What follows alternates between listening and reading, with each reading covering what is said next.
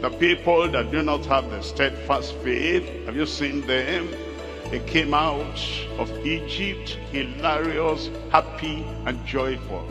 They came out with many things that were given to them by those Egyptians, how happy they were. And then they went through the Red Sea. And when they went through the Red Sea and they saw the Egyptians floating on the sea, they shouted, "Glorious is God, holy is our God." How happy they were. But when there was a little thirst and the water was bitter and they couldn't drink, they started murmuring. You can tell they didn't have steadfast faith in the Lord. They walked by sight. What are we going to drink? What are we going to eat? How is this going to happen? How is that going to happen? They didn't have steadfast faith. You see them happy and joyful. When they come to know the Lord, they have the faith to enter. But now the faith to express their happiness and joy in God, and they continue the narrow way.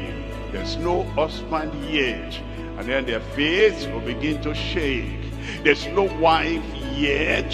Their faith will begin to shake. And there is no child after marriage. Their faith will begin to shake. But you know, Abraham was told that he was steadfast in faith, even though his body was telling him, how could you have a child now? But he knew, he was fully persuaded that what God has promised is able to do. That's the steadfast faith. The Lord wants us to be steadfast.